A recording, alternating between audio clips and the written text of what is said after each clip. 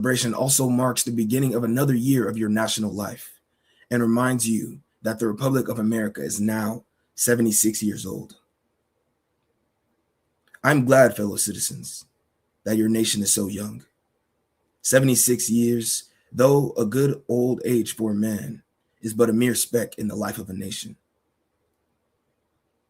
70 years and 10 is the allotted time for an individual man, but nations number their years by thousands. According to this fact, you are, even now, only in the beginning of your national career, still lingering in the period of childhood. I repeat, I am glad this is so. There is the hope in the thought, and hope is much needed under the dark clouds which lower above the horizon.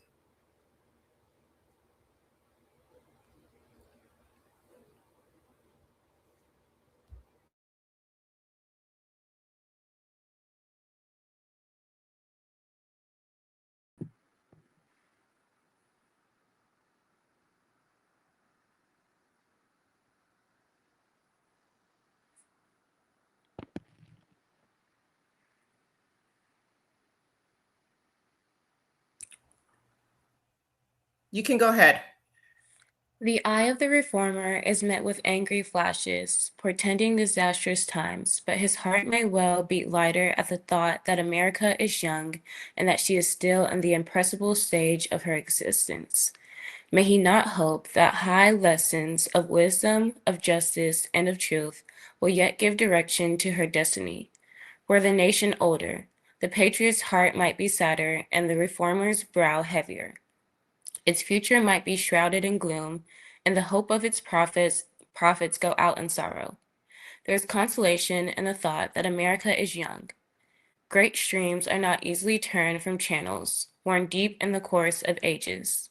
They may sometimes rise in quiet and stately majesty and inundate the land, refreshing and fertilizing the earth with their mysterious properties. They may also rise in wrath and fury, and bear away on their angry waves the accumulated wealth of years of toil and hardship. They, however, gradually flow back to the same old channel and flow on as serenely as ever. But while the river may not be turned aside, it may dry up and leave nothing behind but the withered branch, the unsightly rock, to howl in the abyss, sweeping wind, the sad tale of departed glory, as with rivers, so with nations. Fellow citizens, I shall not presume to dwell at length on the associations that cluster about this day. The simple story of it is that, 76 years ago, the people of this country were British subjects. The style and title of your sovereign people, in which you now glory, was not then born. You were under the British crown. Your fathers esteemed the English government as the home government, and England as the fatherland. This home government, you know, although a considerable distance from your home, did, in the exercise of its parental prerogatives, impose upon its colonial children such restraints, burdens, and limitations as, in its mature judgment, it deemed wise, right, and proper. But your fathers, who had not adopted the fashionable idea of this day, of the infallibility of government and the absolute character of its acts, presumed to differ from the home government in respect to the wisdom and justice of some of those burdens and restraints.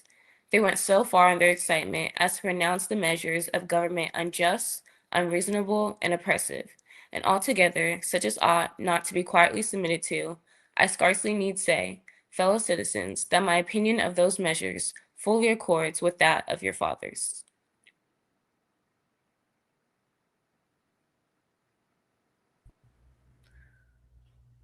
Such a declaration of agreement on my part.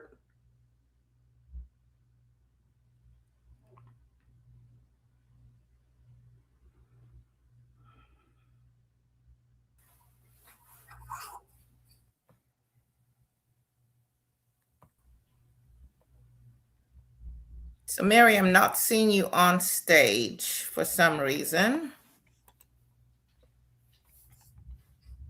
I see you backstage. I'm going to remove you and try again.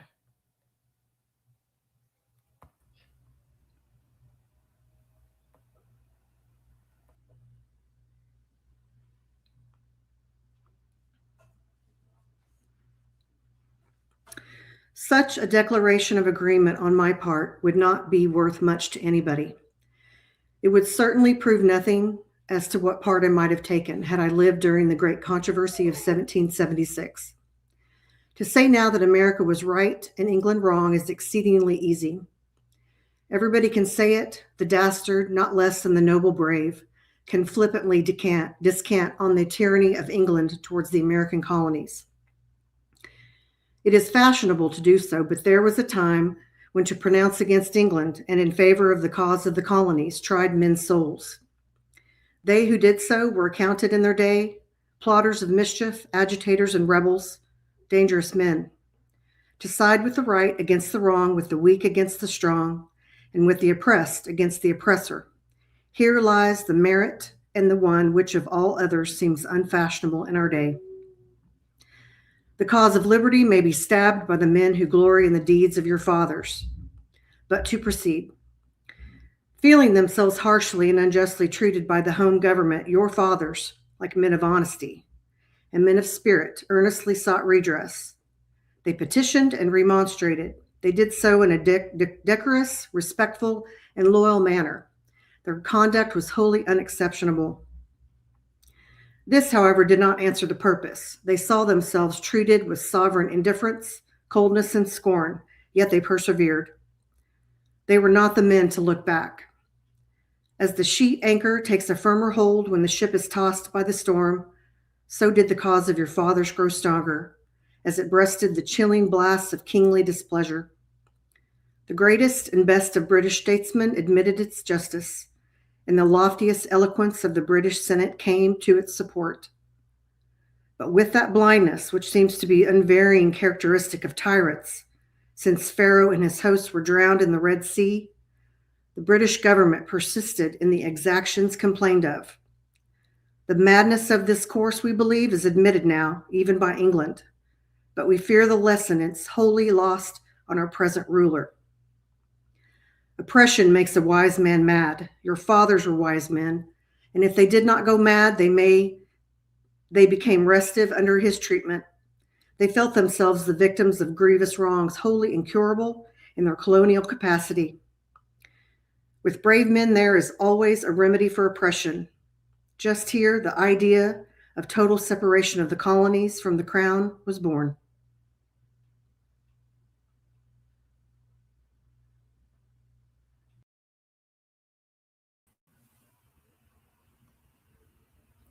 It was a startling idea, much more so than we, at this distance of time, regarded.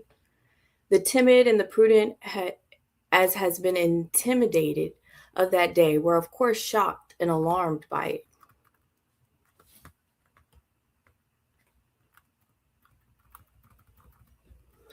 Such people lived then, had lived before, and will probably ever have a place on this planet, and their course in respect to any great change, no matter how great and good to be attained, or the wrong to be redressed by it, may be calculated with as much precision as can be the course of the stars. They hate all changes, but silver, gold, and copper change. Of this sort of change they are always strongly in favor. These people were called Tories in the days of your fathers, and the appellation probably conveyed the same idea that is meant by a more modern, though a somewhat less euphonious term, which we often find in our papers applied to some of our old politicians. This opposition to the then dangerous thought was earnest and powerful, but amid all their terror and affrighted vociferations against it, the alarming and revolutionary idea moved on, and the country with it. On the 2nd day of July, 1776, in the old Continental Congress, to the dismay of the lovers of ease and the worshippers of property, clothed that dreadful idea with all the authority of national sanction. They did so in the form of a resolution, and as we seldom hit upon resolutions drawn up in our day whose transparency is at all equal to this, it may refresh your minds and help my story if I read it. Resolved that the united colonies are, and of right, ought to be free and independent states, that they are absolved from all the allegations to the British Crown, and that All political connection between them and the state of Great Britain is and ought to be dissolved. Citizens, your fathers made good that resolution. They succeeded, and today you reap the fruits of their success. The freedom gained is yours, and you, therefore, may properly celebrate this anniversary. The 4th of July is the first great fact in your nation's history, and the very ring bolt in the chain of your yet undeveloped destiny. Pride and patriotism, not less than gratitude, prompt you to celebrate and to hold it in perpetual remembrance.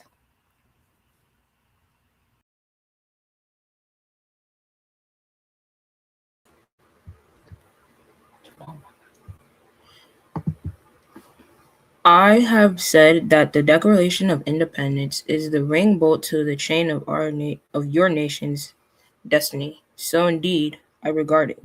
The principles contained in that instrument are saving principles. Stand by those principles. Be true to them on all occasions, in all places, against all foes, and at whatever cost. From the round top of your ship of the state, dark and threatening clouds may have been seen. Heavy billows like mountains in the distance, disclosed to the leeward huge forms of flinty rocks. That bolt drawn, that chain broken, and all is lost. Cling to this day, cling to it, and to its principles, with the grasp of a storm-tossed mariner, to a spar at midnight. The coming into being of a nation in any circumstances is an interesting event. But besides general considerations, there were peculiar circumstances which make the advent of this republic an event of special attractiveness. The whole scene, as I look back to it, was a simple, dignified, and sublime. The population of the country at the time stood at the insignificant number of 3 millions. The country was poor in munitions of war. The population was weak and scattered, and the country a wilderness unsubdued. There was there were no means of concert of and combination, such as exist now.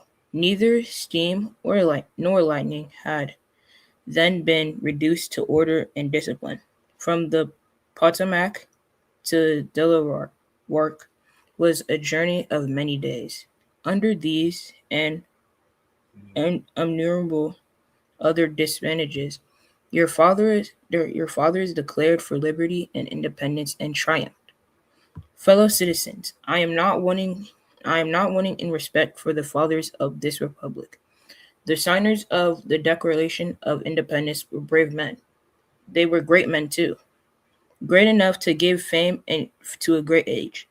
It does not often happen to a nation to rise at one time such a number of truly great men.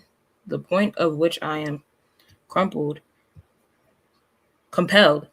to view them is not certainly the most favorable, and yet I cannot contemplate their great deeds with less than admiration. They were statesmen, patriots, and heroes, and for the good they did, the principles they contended for, I will unite with you to honor their memory.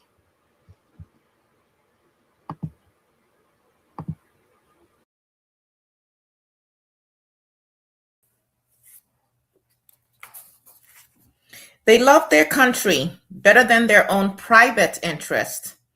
And though this is not the highest form of human excellence, all will concede that this is a rare virtue, and that when it is exhibited, it ought to command respect. He who will intelligently lay down his life for his country is a man whom it is not in human nature to despise. Your fathers staked their lives, their fortunes, and their sacred honor on the cause of their country. In their admiration of liberty, they lost sight of all other interests.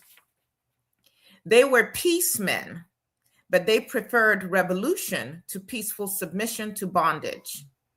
They were quiet men, But they did not shrink from agitating against oppression. They showed forbearance, but they knew its limits. They believed in order, but not in the order of tyranny. With them, nothing was settled that was not right. With them, justice, liberty, and humanity were final, not slavery and oppression. You may well cherish the memory of such men. They were great in their day and generation. Their solid manhood stands out the more as we contrast it with these degenerate times. How circumspect, exact, and proportionate were all their movements. How unlike the politicians of an hour. Their statesmanship looked beyond the passing moment and stretched away in strength into the distant future. They seized upon eternal principles and set a glorious example in their defense. Mark them.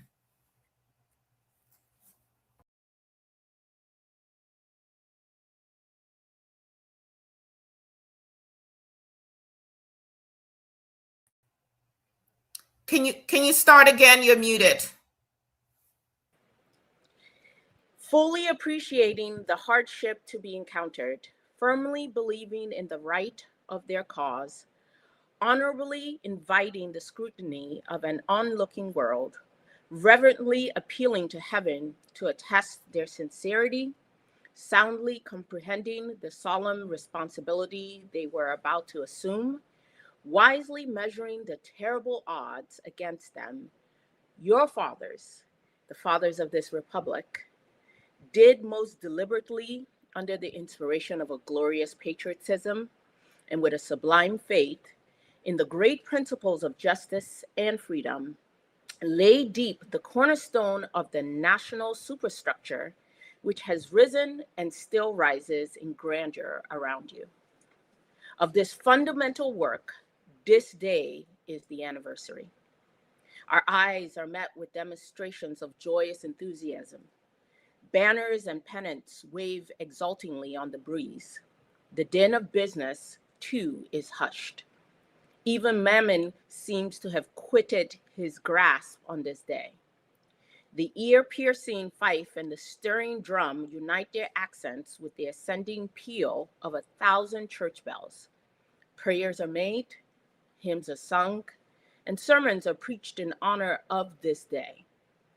While the quick, martial tramp of a great and multitudinous nation echoed back all the hills, valleys, and mountains of a vast continent. Bespeak the occasion of thrilling and universal interest, nation's jubilee. Friends and citizens, I need not enter further into the causes which led to this anniversary. Many of you understand them better than I do. You could instruct me in regard to them. That is a branch of knowledge in which you feel perhaps a much deeper interest than your speaker. The causes which led to the separation of the colonies from the British Crown have never lacked for a tongue. They have all been taught in your common schools, narrated at your firesides, unfolded from your pulpits, and thundered from your legislative halls, and are as familiar to you as household words. They form the staple of your national poetry and eloquence. I remember also that as a people, Americans are remarkably familiar with all facts which make in their own favor. This is esteemed by some as a national trait, perhaps a national weakness. It is a fact that whatever makes for the wealth or for the reputation of Americans and can be had cheap will be found by Americans. I shall not be charged with slandering Americans. If I say I think the American side of any question may be safely left in American hands. I leave, therefore, the great deeds of your fathers to other gentlemen whose claim to have been regularly descended will be less likely to be disputed than mine. My business, if I have any here today, is with the present. The accepted time with God and his cause is the ever living now. Trust no future, however pleasant. Let the dead past bury its dead. Act in the living present. Heart within and God overhead. We have to do with the past only as we can make it useful to the present and to the future. To all inspiring motives, to noble deeds which can be gained from the past, we are welcome. But now is the time, the important time. Your fathers have lived, died, and have done their work, and have done much of it well. You live and must live, and you must do your work. You have no right to enjoy a child's share in the labor of your fathers unless your children are to be blessed by your labors. You have no right to wear out and waste the hard-earned fame of your fathers to recover your indolence.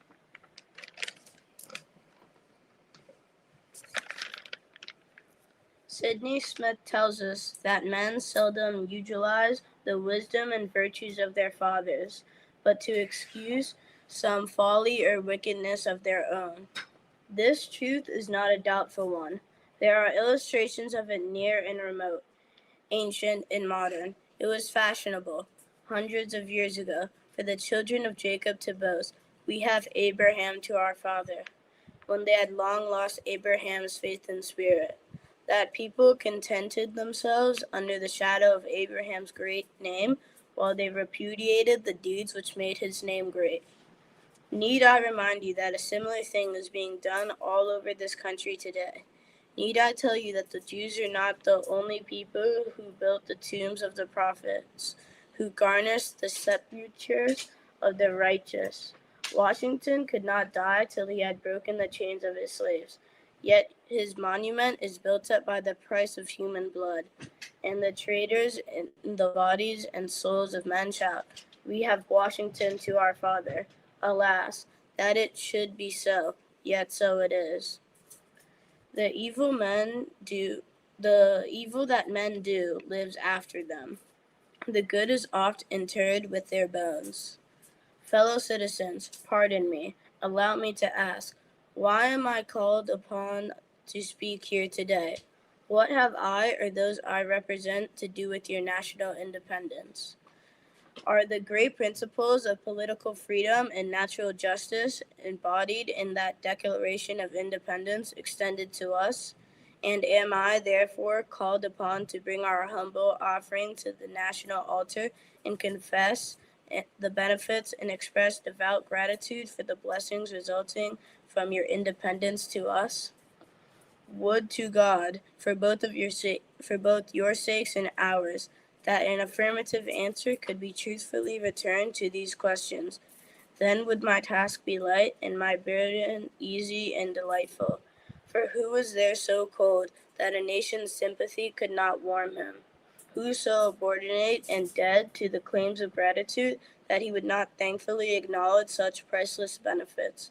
Who so stolid and selfish that would not give his voice to swell the hallelujahs of a nation's jubilee, when the chains of servitude had been torn from his limbs?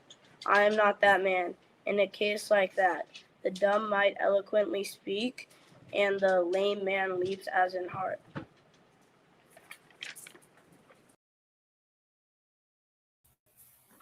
Great job, Morrow. But such is not the state of the case. I say it with a sad sense of disparity between us. I am not included within the pale of this glorious anniversary. Your high independence only reveals the immeasurable distance between us.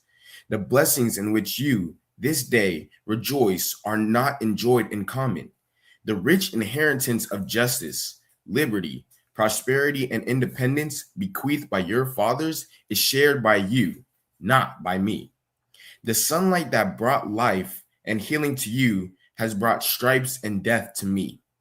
This 4th of July is yours, not mine. You may rejoice, I must mourn. To drag a man in fetters into the grand illuminated temple of liberty and call upon him to join you in the joyous anthems. Were in humane mockery and sacrilegious irony. Do you mean, citizens, to mock me by asking me to speak today? If so, there is a parallel to your conduct. And let me warn you that it is dangerous to copy the example of a nation whose crimes, lowering up to heaven, were thrown down by the breath of life, breath of the Almighty, burying that nation in irrecoverable ruin. I can today take up the plaintive lament of a peeled and woe-smitten people. By the rivers of Babylon, there we sat down. We wept when we remembered Zion. We hanged our harps upon the willows in the midst thereof. For there they that carried us away captive required of us a song, and they who wasted us required of us mirth, saying, sing us one of the songs of Zion. How can we sing the Lord's song in a strange land? If I forget thee, O Jerusalem, let my right hand forget her cunning. If I do not remember thee, let my tongue cleave to the roof of my mouth. Fellow citizens, above your national tumultuous joy, I hear the mournful wails of millions whose chains, heavy and grievous yesterday, are today rendered more intolerable by the jubilee shouts that reach them. If I do not faithfully remember those bleeding children of sorrow this day, may my right hand forget her cunning, and may my tongue cleave to the roof of my mouth. To forget them, to pass lightly over their wrongs, and to chime in with the popular theme would be treason most scandalous and shocking, and would make me a reproach before God and the world. My subject, then, fellow citizens, is American slavery. I shall see this day and its popular characteristics from the slave's point of view, standing there, identified with the American bondman, making his wrongs mine. I do not hesitate to declare with all my soul that the character and conduct of this nation never looked blacker to me than on this 4th of July.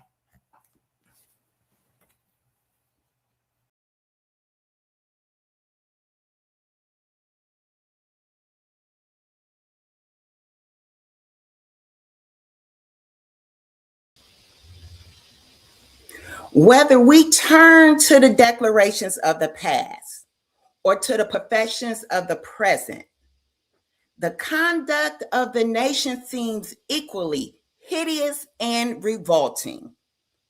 America is false to the past, false to the present, and solemnly binds herself to be false to the future. Standing with God and the crushed and bleeding slave on this occasion, I will, in the name of humanity, which is outraged, in the name of liberty, which is fettered, in the name of the Constitution and the Bible, which are disregarded and trampled upon, dare to call into question and denounce with all emphasis I can command everything that serves to perpetuate slavery, the great sin and shame of America. I will not equivocate. I will not excuse. I will use the severest language I can to command, and not one word shall escape me, that any man whose judgment is not blinded by prejudice, or who is not at heart a slaveholder, shall not confess the right to be just. But I fancy I hear someone of my audience say, is it in just this circumstance that you and your brother abolitionists failed to make favorable impressions on the public mind? Would you argue more and denounce less? Would you persuade more and rebuke less? Your cause would be much more likely to succeed. But I submit, where all is plain, there is nothing to be argued. What point in the anti-slavery creed would you have me argue? On what branch of the subject do the people of this country need light? I must undertake to prove that the slave is a man. That is a point already conceded. Nobody doubts it. The slaveholder themselves acknowledge it in the enactment of laws for their government. They acknowledge it when they punish disobedience on the part of the slave. There are 72 crimes in the state of Virginia, which, if committed by a Black man, no matter how ignorant he be, subject him to the punishment of death. Wow, only 2 of the same crimes will subject a white man to the like punishment. What is this but the acknowledgement that the slave is a moral, intellectual, and responsible being? The manhood of the slave is conceded. It is admitted in the fact that the Southern statute books are covered with enactments forbidding, under severe fines, the penalties, the teachings of the slave to read or to write. When you can point to any such law in reference to the beast of the field, then I may consent to argue the manhood of the slave. When the dogs in your streets, when the fowls of the air, when the cattle on your hills, when the fish of the sea, and the reptiles that crawl shall be unable to distinguish the slave from a brute, then I will argue with you that the slave is a man. For the present, it is enough to affirm the equal manhood of the Negro race. It is not astonishing that while we are plowing, planting, and reaping, using all kinds of mechanical tools, erecting houses, constructing bridges, building ships, working in the metals of brass, iron, copper, silver, and gold, that while we are reading, writing, ciphering, acting as clerks, merchants, and secretaries, having among us lawyers, doctors, ministers, poets, authors, editors, orators, and teachers, that while we're engaged in a manner of enterprise common to other men, digging gold in California, capturing the whale in the Pacific, feeding sheep and cattle on the hillside, living, moving, acting, thinking, planning, living in families as husbands, wives, and children, and all above, confessing and worshiping the Christian's God, and looking hopefully for life and immortality beyond the grave, we are called upon to prove that we are men. Would you have me argue that man is entitled to liberty, that he is the rightful owner of his own body? You have already declared it. Must I argue the wrongfulness of slavery? Is that a question for Republicans?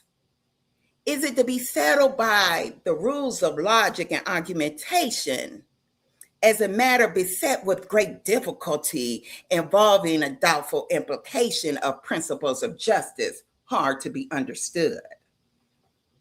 How should I look today in the presence of Americans dividing and subdividing a discourse to show that men have a natural right to freedom, speaking of it relatively and positively, negatively and affirmatively, To do so will make myself ridiculous, and it will offer an insult to your understanding.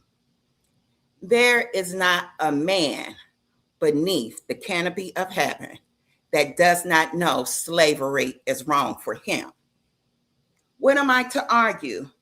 That it's wrong to make men brutes, to rob them of their liberty, to work them without wages, to keep them ignorant of their relations to their fellow men, to beat them with sticks, to flay their flesh with the lash, to load their limbs with irons, to hunt them with dogs, to sell them at auction, to sunder their families, to knock out their teeth, to burn their flesh, to starve them into obedience and submission to their masters.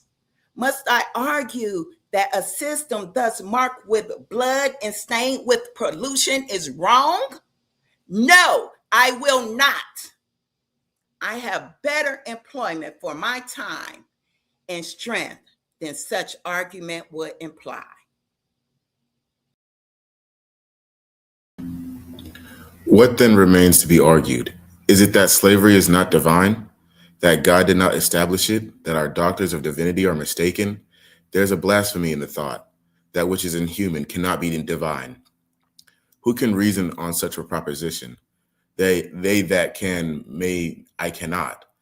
The time for such argument is past. At a time like this, scorching irony, not convincing argument is needed.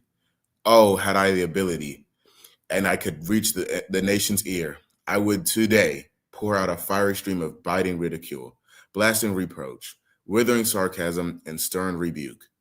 For it is not light that is needed, but fire. It is not the gentle shower, but thunder. We need the storm, the whirlwind, and the earthquake. The feeling of the nation must be quickened. The consciousness of the conscience of the nation must be roused. The propriety of the nation must be startled. The hypocrisy of the nation must be exposed, and its crimes against God and man must be proclaimed and denounced. What to the American slave is your 4th of July? I answer a day that reveals to him, more than all the other days in the year, the gross injustice and the cruelty to which he is the constant victim. To him, your celebration is a sham, your boasted liberty, an unholy license, your national greatness, swelling vanity, your sounds of rejoicing are empty and heartless. Your denunciations of tyrants, brass-fronted impudence, your shouts of liberty and equality, hollow mockery, your prayers and hymns, your sermons and thanksgivings, with all your religious parade and solemnity, are to him mere bombast, fraud, deception, impiety, and hypocrisy, a thin veil to cover up crimes which disgrace a nation of savages. There is not a nation on earth guilty of practices more shocking and bloody than there are the people of the United States at this very hour. Go where you may, search where you will, roam through all the monarchies and despotisms of the old world, travel through South America, search out every abuse, and when you have found the last, lay your facts by side of the everyday practices of this nation, and you will say with me that for a revolting barbarity and shameless hypocrisy, America reigns without a rival. Take the American slave trade, which we are told by papers is especially prosperous just now. Ex-Senator Benton tells us that the price of men was never higher than now. He mentions the fact to show that slavery is in no danger.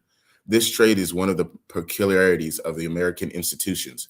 It is carried on in all the large towns and cities in one half of this confederacy, and millions are pocketed every year by dealers in this horrid traffic. In several states, this trade is chief source of wealth. It is called, in contradiction to the foreign slave trade, the internal slave trade. It is probably called so too, in order to divert it from the horror which the foreign slave trade is contemplated.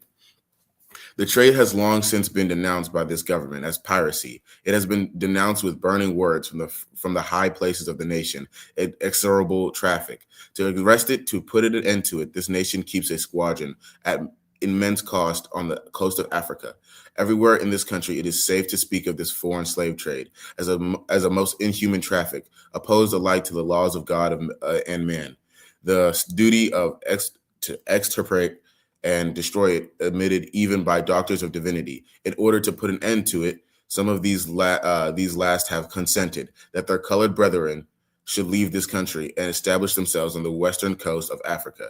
It is, however, a notable fact that while so much exaggeration is poured out by Americans upon these engaged in the foreign slave trade, the men engaged in the slave trade between these states passed through without condemnation, and their business is deemed honorable.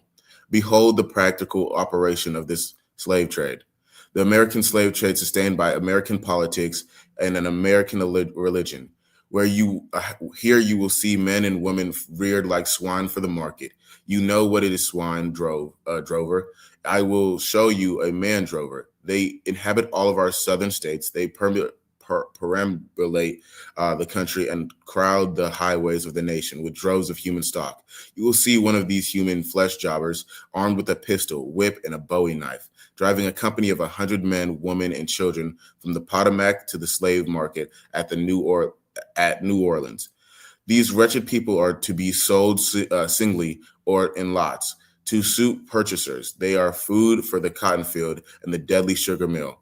Mark the sad procession as it moves warily along, and the inhuman wretch who drives them.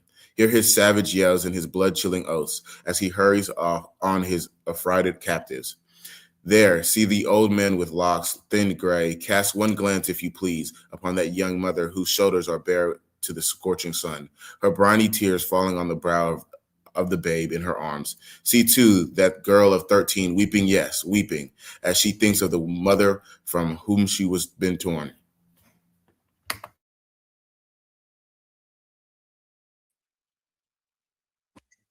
The drove moves tardily.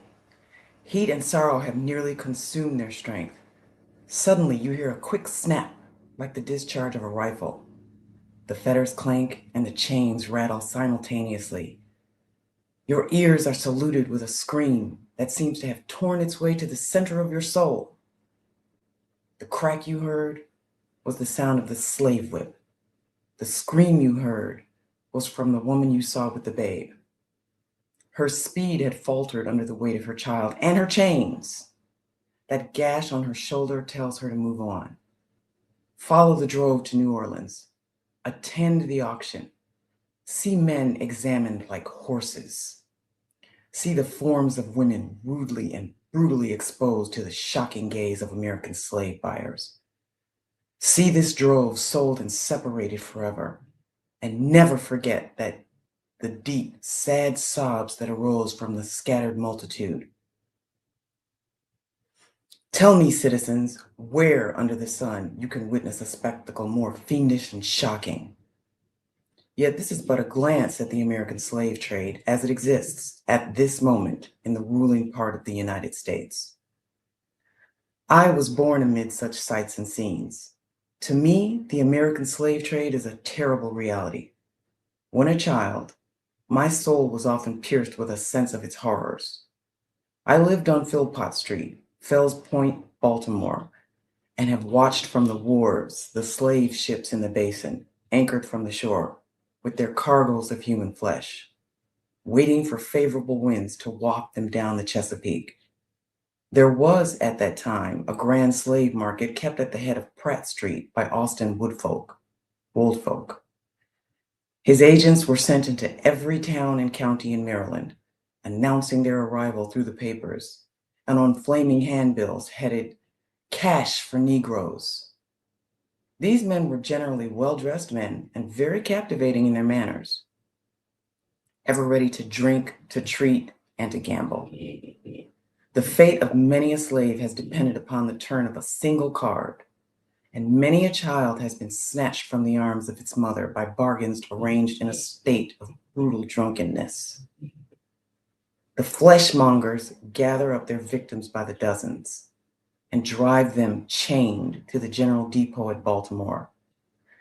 When a sufficient number have been collected here, a ship is chartered for the purpose of conveying the forlorn crew to Mobile or to New Orleans. From the slave prison to the ship, they are usually driven in the darkness of night, for since the anti-slavery agitation, a certain caution is observed. In the deep, still darkness of midnight, I have often been aroused by the dead, heavy footsteps and the piteous cries of the chained gangs that passed our door. The anguish of my boyish heart was intense, and I was often consoled when speaking to my mistress in the morning to hear her say that the custom was very wicked, that she hated to hear the rattle of the chains and the heartrending cries. I was glad to find one who sympathized with me in my horror.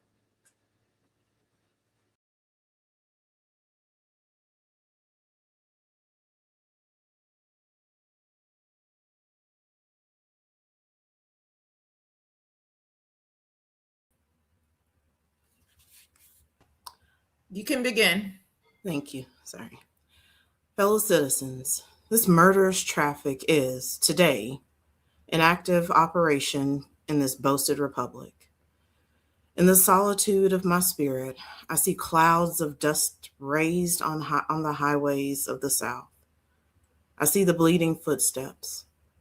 I hear the doleful wail of fettered humanity on the way to the slave markets, where the victims are to be sold like horses, sheep, and swine, knocked off to the highest bidder. There, I see the tenderest ties ruthlessly broken to gratify the lust, caprice, and rapacity of the buyers and sellers of men. My soul sickens at the sight. Is this the land your fathers loved, the freedom which they toiled to win? Is this the earth whereon they moved? Are these the graves they slumber in? But a still more inhuman, disgraceful, and scandalous state of things remains to be preserved. An act of the American Congress, not yet 2 years old, slavery has been nationalized in its most horrible and revolting form. By that act, Mason and Dixon line separated.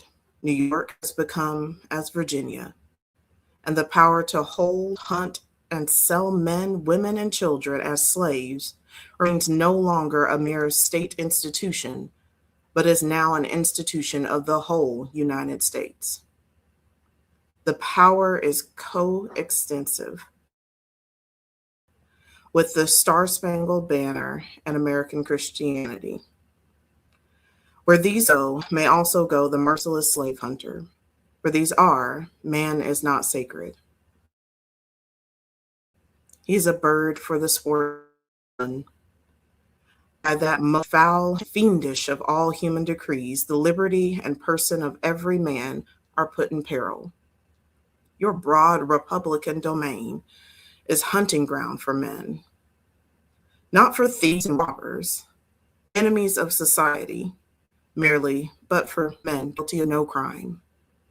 Your lawmakers have commanded all good citizens to engage in this hellish sport.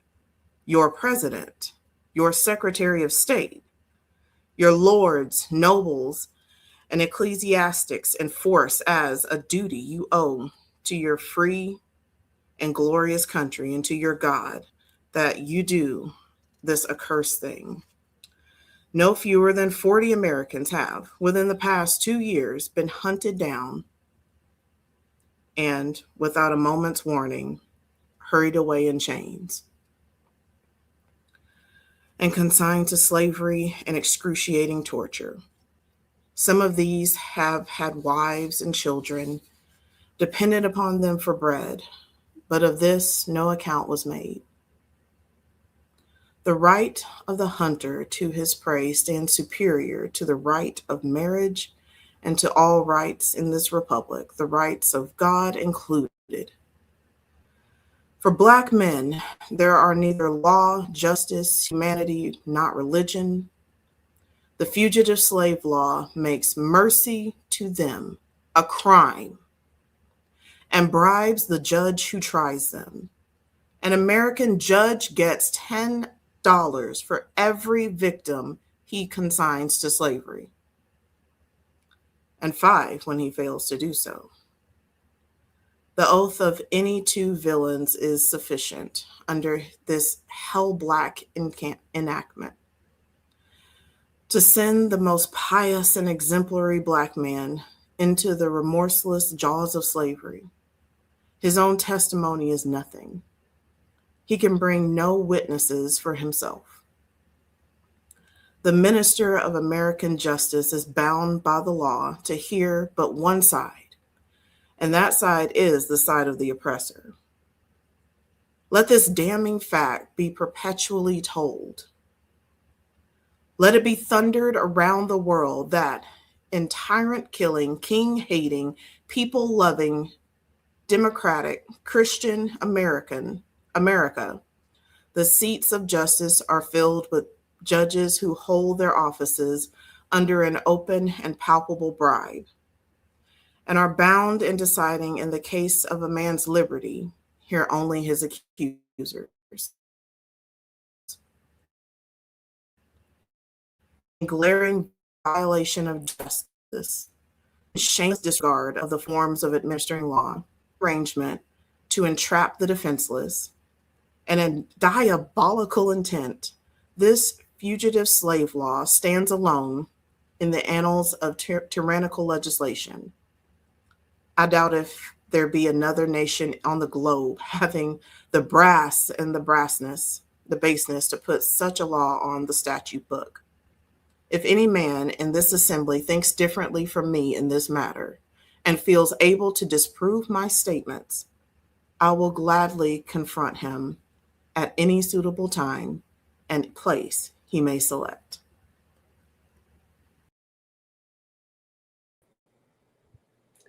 I take this law to be one of the grossest infringements of Christian liberty.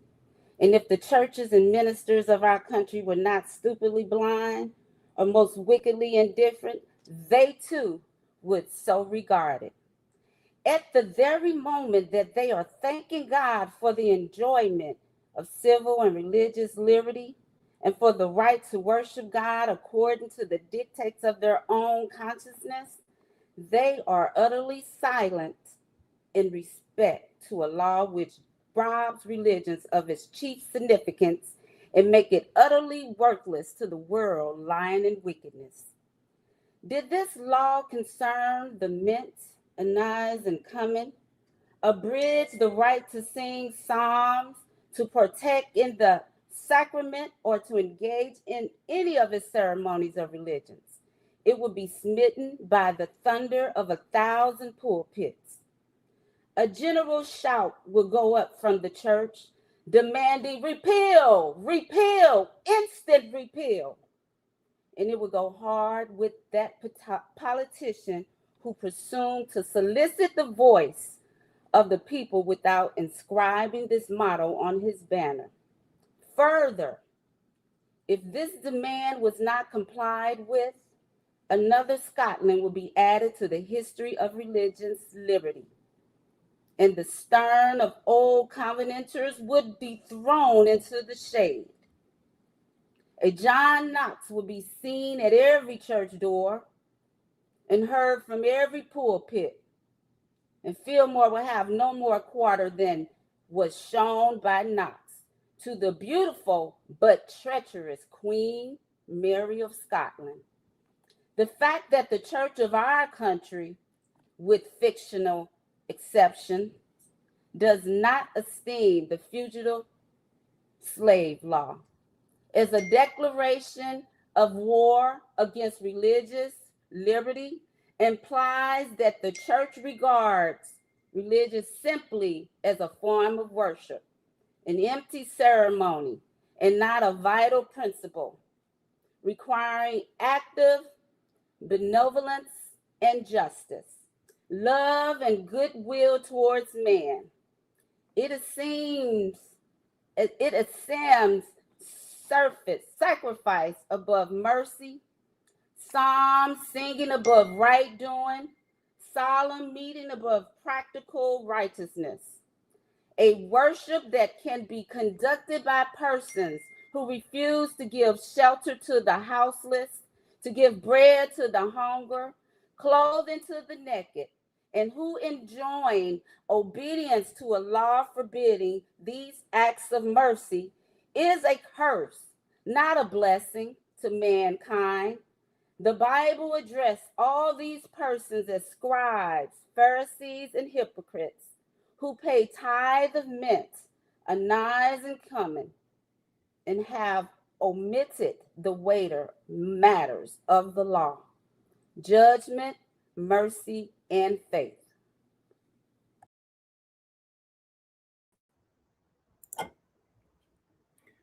But the church of this country is not only indifferent to the wrongs of the slave, it actually takes sides with the oppressors. It has made itself the bulwark of American slavery and the shield of American slave hunters. Many of the most eloquent divines who stand as the very lights of the church have shamelessly given the sanction of religion and the Bible to the whole slave system. They have taught that man may properly be a slave, that the relation of master and slave is ordained of God, that to send back an escaped bondman to his master is clearly the duty of all the followers of the Lord Jesus Christ. And this horrible blasphemy is palmed off upon the world for Christianity. For my part, I would say, welcome infidelity, welcome atheism, welcome anything in preference to the gospel as preached by those divines.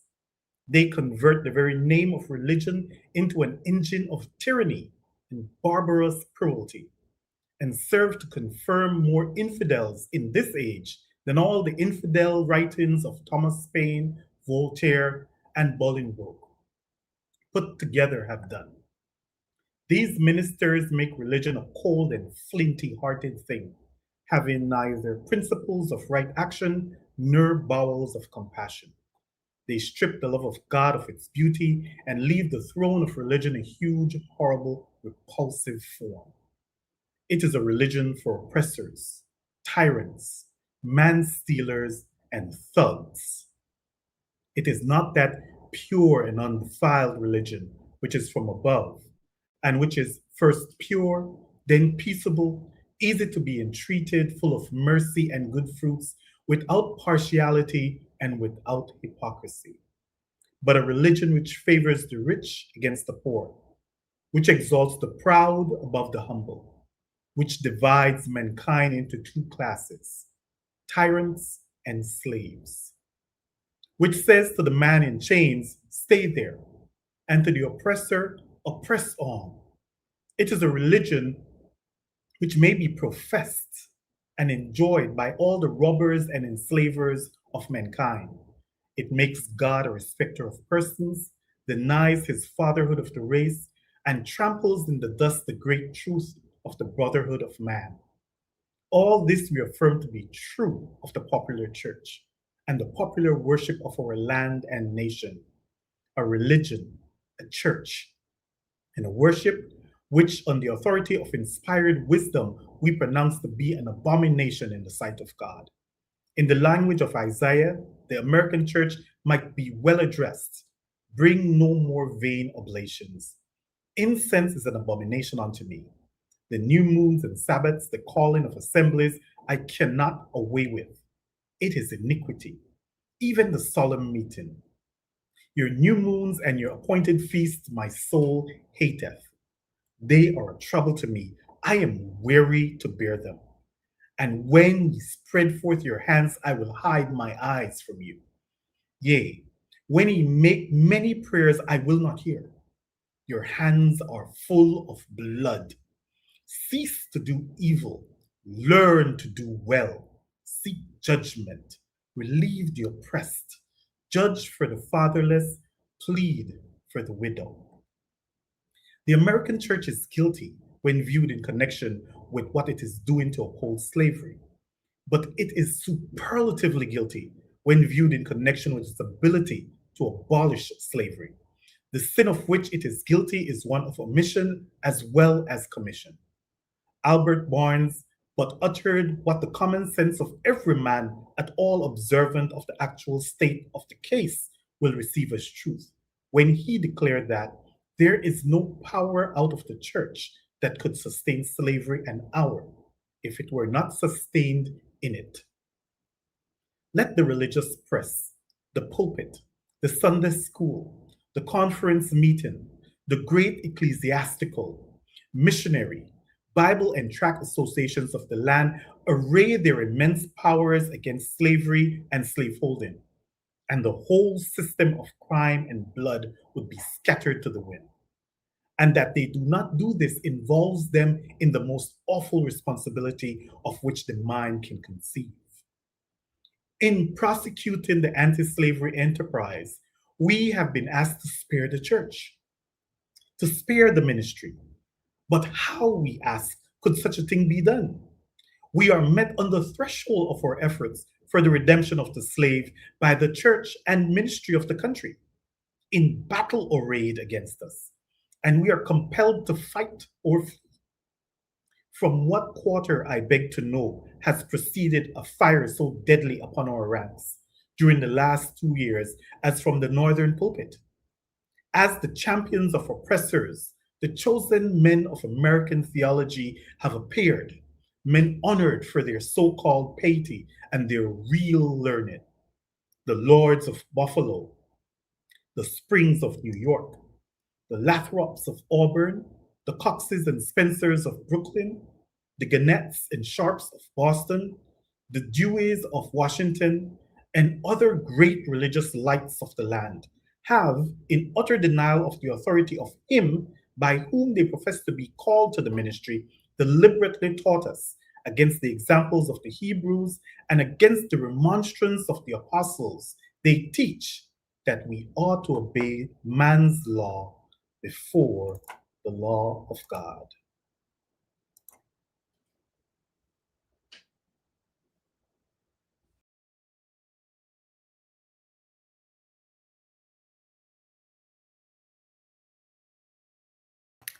Sharice, you're muted.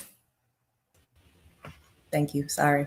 My spirit wearies of such blasphemy, and how such men can be supported as the standing types and representatives of Jesus Christ is a mystery which I leave others to penetrate.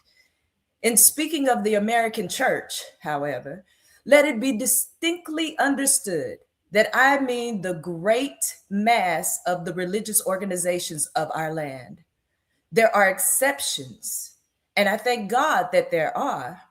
Noble men may be found scattered all over these northern states, of whom Henry Ward Beecher of Brooklyn, Samuel J. May of Syracuse, and my esteemed friend, Reverend R.R. Raymond, on the platform are shining examples.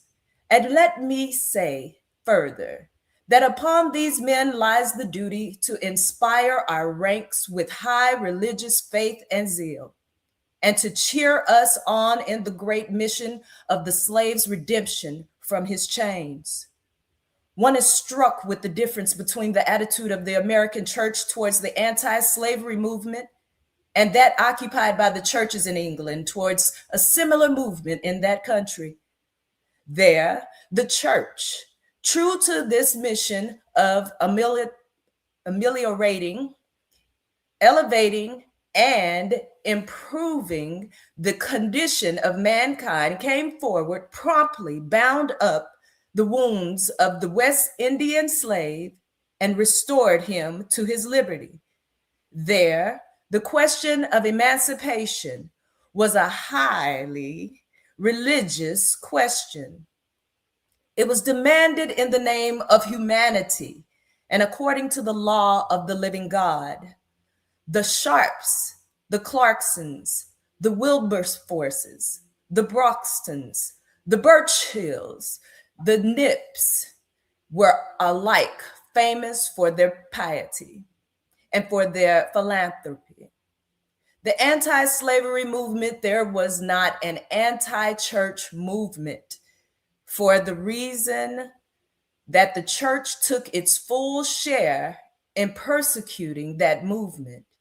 And the anti-slave movement in this country will cease to be an anti-church movement when the church of this country shall assume a favorable instead or a hostile position towards that movement. Americans, your Republican politics, not less than your Republican religion, are flagrantly inconsistent. You boast of your love of liberty, your superior civilization, and your pure Christianity, while the whole political power of the nation, as embodied in the two great political parties, is solemnly pledged to support and perpetuate the enslavement of 3 million of your countrymen. You hurl your anthems at the crowned-headed tyrants of Russia and Australia and pride yourselves on your democratic institutions, while you yourselves consent to be the mere tools and bodyguards of the tyrants of Virginia and Carolina. You invite to your shores fugitives of oppression from abroad. Honor them with banquets, greet them with ovations, cheer them, toast them, salute them, protect them, and pour out your money to them like water. But the fugitives from your own land, you advertise, hunt, arrest, shoot, and kill. You glory in your refinement and your universal education, yet you maintain a system as barbarous and dreadful as ever stained the character of a nation, a system begun in avarice, supported in pride, and perpetuated in cruelty. You shed tears over fallen Hungary and make the sad story of her wrongs the theme of your poets, statesmen, and orators, till your gallant sons are ready to fly to arms to vindicate her cause against her oppression. But in regard to the 10,000 wrongs of the American slave, you would enforce the strictest silence and would hail him as an enemy of a nation who dares to make those wrongs subject of public discourse. You're all on fire at the mention of the liberty for France or for Ireland, but are as cold as an iceberg at the thought of liberty for the enslaved of America. You discourse eloquently on the dignity of labor, yet you sustain a system which in its very essence casts a stigma upon labor. You can bare your bosom to the storm of British artillery to throw off a 3-penny tax on tea, and yet wring the last hand-earned farthing from the grasp of the Black laborers of your country. You profess to believe that of one blood God made all nations of men to dwell on the face of all the earth, and hath commanded all men everywhere to love one another. Yet you notoriously hate and glory in your hatred all men whose skins are not colored like your own. You declare before the world and are understood by the world to declare that you hold these truths to be self-evident, that all men are created equal and are endowed by their Creator with certain inalienable rights, and that among those are life, liberty, and the pursuit of happiness.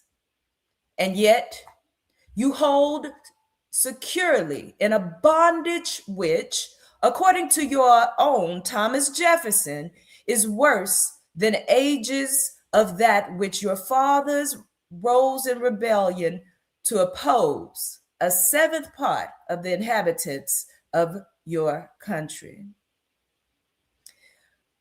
Fellow citizens, I will not enlarge further on your national inconsistencies. The existence of slavery in this country brands your republicanism as a sham, your humanity as a base pretense, and your Christianity as a lie. It destroys your moral power abroad. It It corrupts the politicians at home.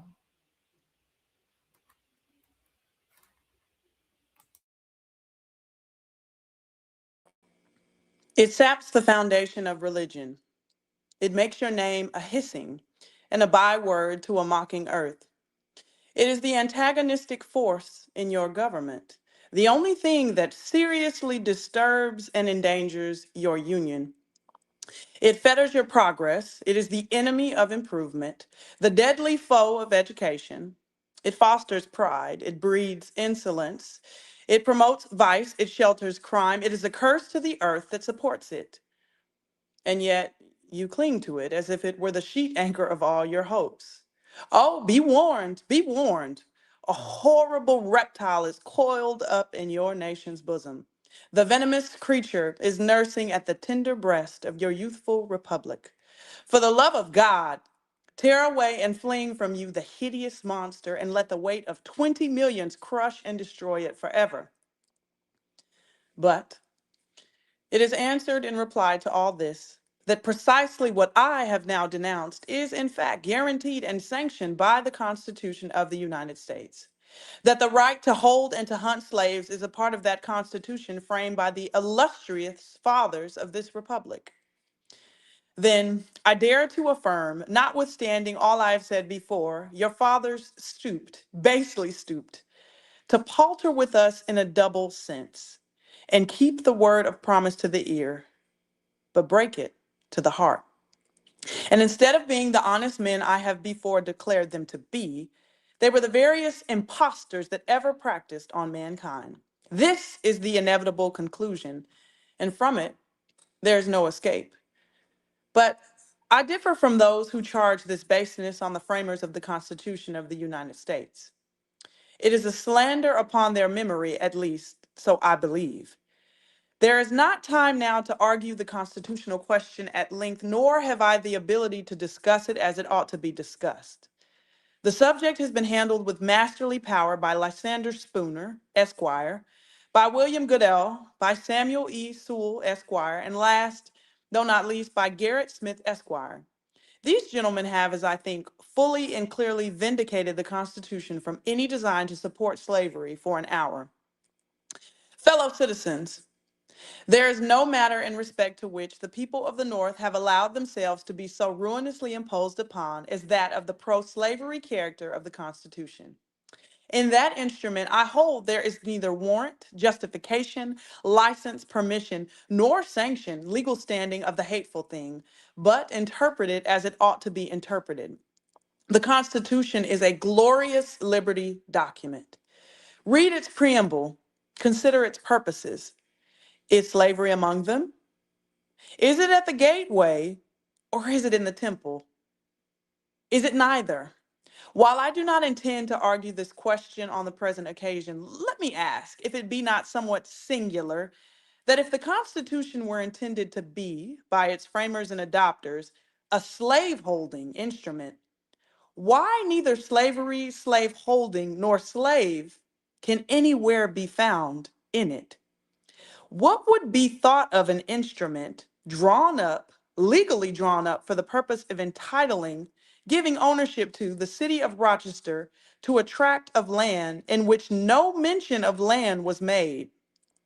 Now, there are certain rules of interpretation for the proper understanding of all legal instruments.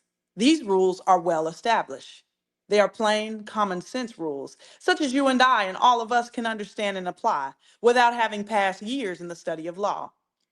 I scout the idea that the question of the constitutionality or unconstitutionality of slavery is not a question for the people.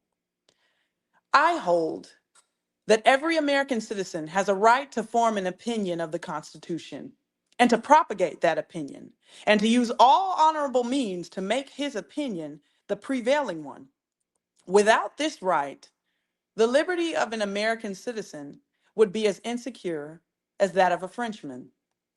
Ex-Vice President Dallas tells us that the Constitution is an object to which no American mind can be too attentive and no American heart too devoted.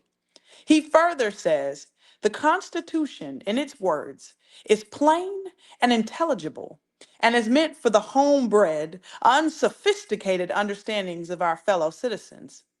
Senator Berrien tells us that the Constitution is the fundamental law, that which controls all others.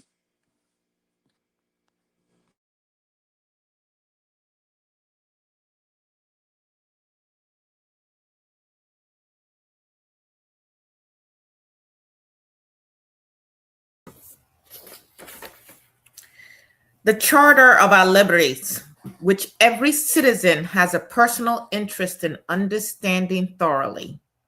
The testimony of Senator Breezy, Lewis Cass, and many others that might be named, who are everywhere esteemed as sound lawyers, so regard the Constitution. I take it, therefore, that it is not presumption in a private citizen to form an opinion of that instrument. Now, take the Constitution according to its plain reading, and I defy the presentation of a single pro-slavery clause in it. On the other hand, it will be found to contain principles and purposes entirely hostile to the existence of slavery. I'm going to pass it on to my sister Karen. I'm going to pass it on to my sister Karen. I'm going to pass it on to my sister Karen. The arm of commerce? Is that where I'm beginning? I'm going to pass it on to my sister Karen. The arm of commerce? Is that where I'm beginning? I'm going to pass it on to my sister Karen.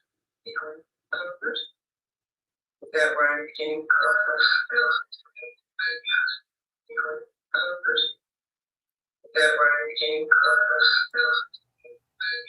So Karen, you have something else on in the background that you need to log out of.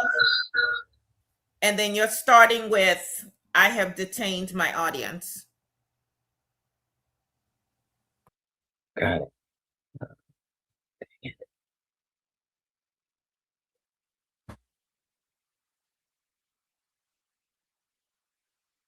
Oh, my goodness. My apologies. Where is that? I have detained my audience entirely too long. At some future period, I will gladly avail myself of an opportunity to give this subject a full and fair discussion.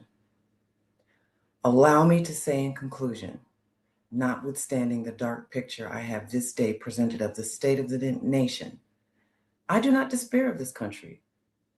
There are forces in operation which must inevitably work the downfall of slavery. The arm of the Lord is not shortened, and the doom of slavery is certain. I, therefore, leave off where I began, with hope. While drawing encouragement from the Declaration of Independence, the great principles it contains, and the genius of American institutions, my spirit is also cheered by the obvious tendencies of the age. Nations do not now stand in the same relation to each other that they did ages ago. No nation can now shut itself up from the surrounding world and trot round in the same old path of its fathers without interference. The time was when such could be done. Long-established customs of hurtful character could formally fence themselves in and do their evil work with social impunity. Knowledge was then confined and enjoyed by the privileged few, and the multitude walked on in mental darkness. But a change has now come over the affairs of mankind. Walled cities and empires have become unfashionable.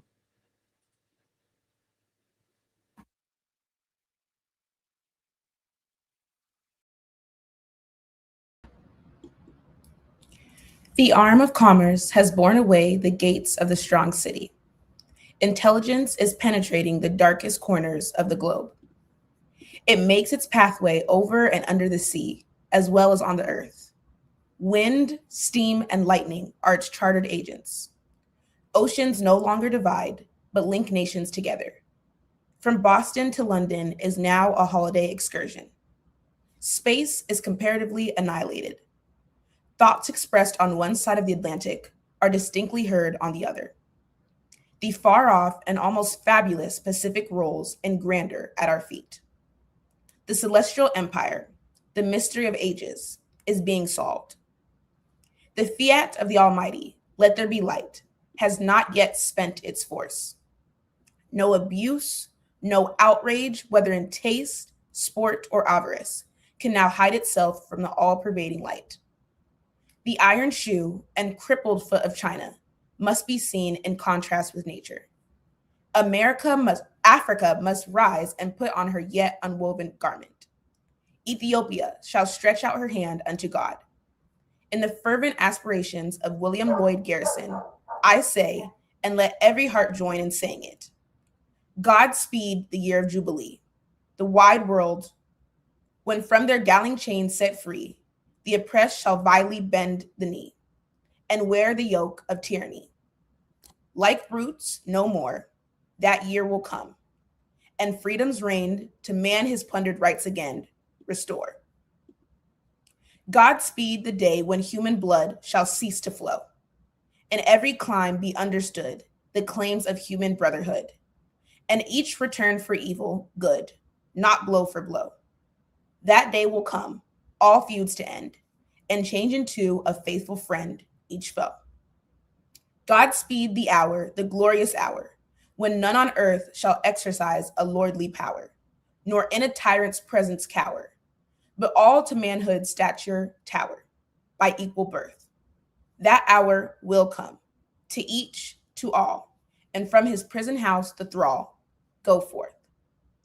Until that year, day, hour arrive, with head and heart and hand I'll strive, to break the rod and rend the gyve, the spoiler of his prey deprive. So witness heaven, and never from my chosen post, whatever the peril or the cost, be driven.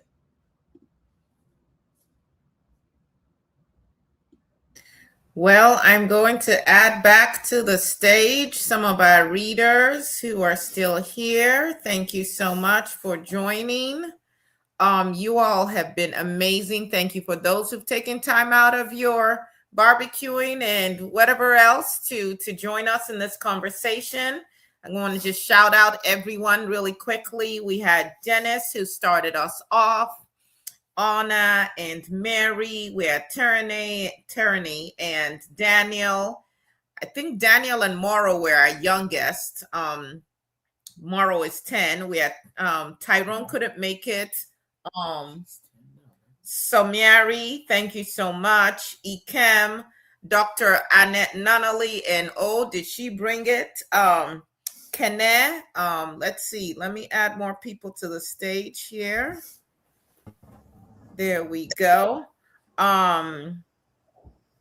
We had, of course, Karen Loudon. We had Jennifer, who is not just an amazing educator. She is also someone who's run for office. Someone needs to mute in the background, like some other device you have on, because there was a little echo coming on. We had Carolyn, who I call Minister Carolyn. Thank you so much for joining. We have my amazing brother, who is actually out of the country, but still said, I'm going to be a part of this. Gilbert, thank you. Low-key Prophet Gilbert. Sharice Milton, and oh my God, was she feeling it? She brought a word. Tony Shelton, y'all. Tony, if you don't mind, if you can get into the chat and add your information. I've lost track of how many books Tony has authored. I think 13, 14. I don't know. She publishes a new one every 2 weeks, and they're all great. No, I'm not kidding. They're all great. She's phenomenal. So thank you, Tony Shelton. And of course, Kosi, who brought it in. Thank you, everyone. So any thoughts? Was this your first time reading the entire speech? Because here's what I know in America and across the world. There are things that we quote, but it's literally we just know 2 words from it or 1 sentence. And we've never read the whole thing in context. So for instance, Martin Luther King's I Have a Dream speech. Everybody's just like this one snippet, but then they don't read anything else. So I'm assuming many of us had heard of Frederick Douglass's speech, but prior to prepping for this, had you looked at the entire speech? Any one of you who wants to jump in, go for it. I have heard it read in its entirety multiple times. I have not sat and read through it myself. Thank you. Did it make a difference listening versus reading it? For me, because I'm a reader, both for pleasure and for study, it's easy to read through something quickly and not necessarily get the same impact. I will say that participating in this particular reading was it made a vast difference. It really did. Thank you for sharing that. How about you, Dr. Nonale? I see you nodding your head. I have heard it before. I never read it entirety until this project. And I sat quietly and tried to place myself during that time frame as if I was a free woman just in the audience listening. And I tried to give the feeling that I thought that he was giving the people in the audience. You expect me to participate in an event and my people are not free. I had to sit with that for a moment because I used to wear red, white, and blue and be at all the barbecues and cookouts, but I had to sit with that. I just had to sit with it. Thank you for the opportunity. This was wonderful. No, absolutely. Thank you. And thank you for bringing that up because, that's what you're supposed to do show you're patriotic is to do all of this, but not really thinking about what was this celebration back then? What is it still today with all of the rulings that are coming down, with all of the ways that our rights are being stripped today? But let's hear from some other people. And I want to bring some young people in too. Now, Dennis and Daniel had to run to another event that they had. I'm trying to get Mauro back in here, but you can pull your seat up and join the frame. But Kosi, how about you? Let's hear from some younger folks, and then certainly everybody, please, put your voice. I would say that one, I definitely hadn't read the entire speech before. I think, like you said, with American education, a lot of times we get little snippets of it or summaries, but not the full impact of the words. And I think there was always that cherry picking of what they feel is more digestible. So reading the whole thing and being able to be a part of reading out loud definitely was very insightful for me. Anyone else? I had read it possibly when I was in high school, young girl. And so I didn't have the same, I guess, depth that I have now. So to read it again at this age and be able to identify with not just the words and the feeling as a Black person, but the entire circumstances of our government and everything that's going on right now. So it was really good to actually be able to see it or read through it all the way and be able to identify with it more personally now. Okay. Want to say anything?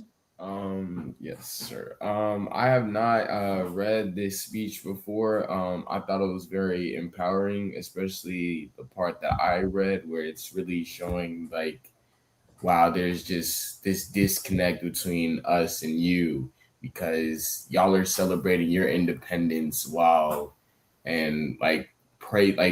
celebrating that type of, oh, we're free when you yet still do what you're doing to these other people. And it just shows it was just a lot of power from that. So I really liked reading it and listening to it. Thank you. Anyone else? Any other comments? I'm gonna recheck the chat. Oh, hold on. I need to read what let's see, Dennis, who started us off, just sent this. Oh Lord. Okay. He said, I'm preparing a statement. Please read it. And so this is from Dennis.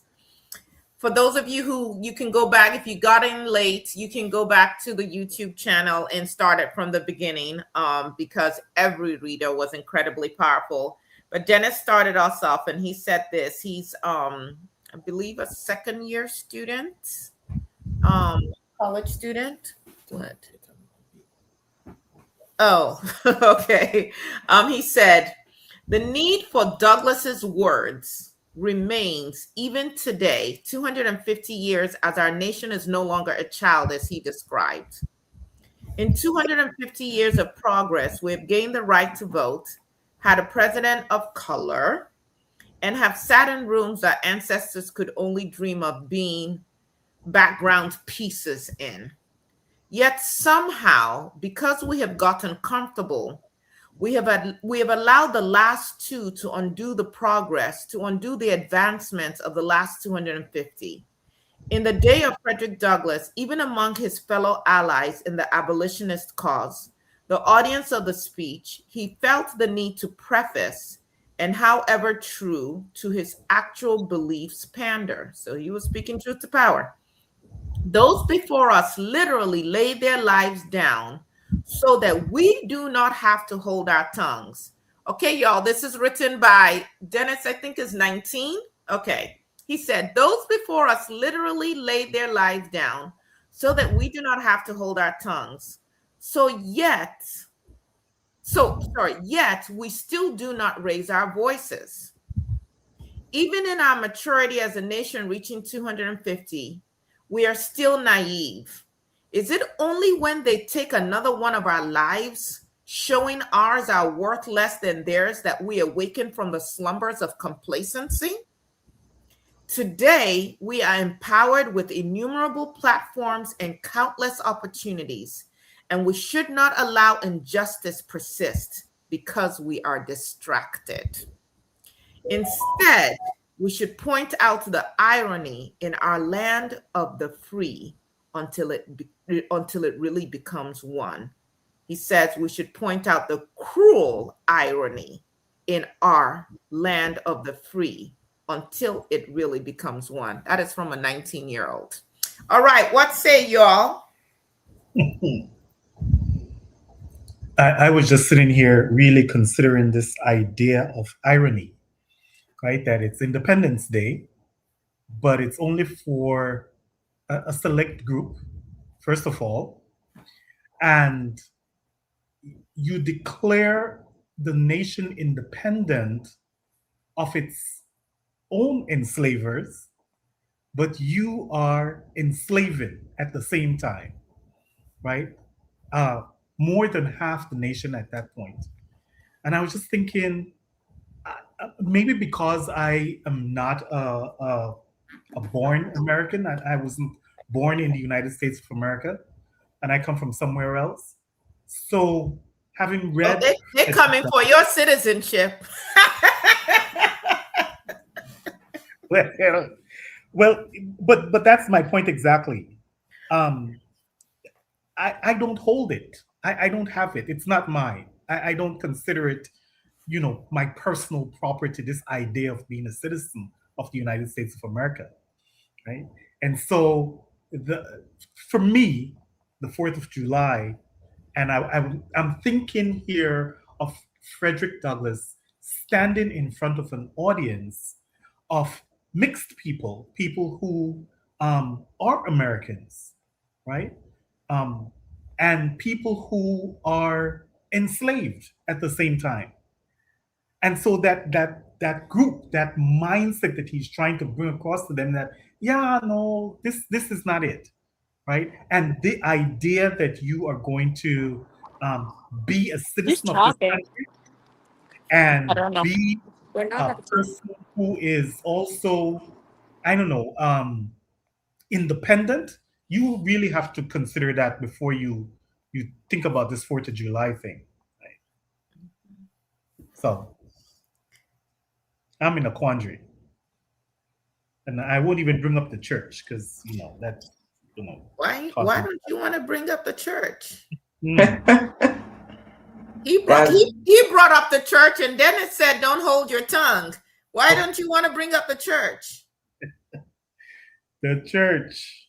Me and the church are at odds right now, so I probably shouldn't talk about them. Let's leave them alone. It's interesting that you use the word quandary because to me, the quandary is that, well, a quandary, there are many, is these calls and this call by Frederick Douglass and the calls of people today. And if you've heard the speech of the mayor of New York, these calls to hold the country accountable to its principles, its founding principles, and its ideals, and the hypocrisy of not doing so. There are people who see no hypocrisy because they meant what they said. It's who they meant it for. So when you call for the recognition of everyone's full humanity and everyone's rights, if you rights and freedoms, if you tie that to a national identity, then you are arguing that you get these freedoms from this nation because this nation is great,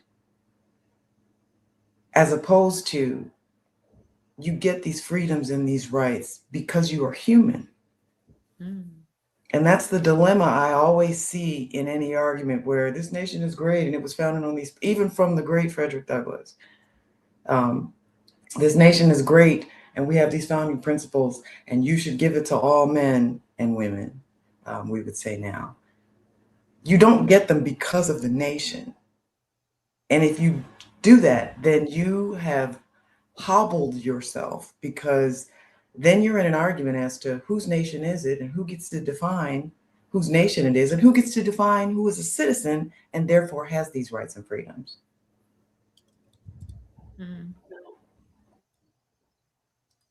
Thank you for sharing that. Anyone else? I'm going through the comments. Some people are definitely triggered and their anti-Blackness is showing, and that's okay because maybe some seed will be planted in their spirits. Otherwise, you can go to hell. You can go to hell. You're headed there anyway. You all created it. So yeah, not bothered with you. You are being exactly who your ancestors were. So no surprises here. Anyone else want to share? We're not going to keep you all for long. We just wanted to, on this day, as people are going, to the lake and to the beaches and barbecuing and all of that, even God was like, I'm looking at the news coming out of Washington, D.C., and the fact that they're having to shut everything down. The things are falling from the scaffolding or whatever that they created. People are passing out. When he was sworn into office, you guys know I'm talking about the felon in chief, 34-time convicted felon. It was so cold, people couldn't come out. Do you guys not think maybe God is sending a message? Like, I'm just saying. But anyway, here we go. So I wanted to hear from our youngest person who was one of the youngest ones who was here to find out what he thought about participating in this. Is he here? Hey, hi, Morrow. We can't hear you. You're muted. Now you're gone. And now you're muted. Okay, we're going to figure it out. All right. I do want to hear from my educator. She's been in the classroom for many, many years. How did it feel being a part of this? What are your thoughts? And that would be you, Miss Jennifer Lee. I was like, I don't know who you're talking about.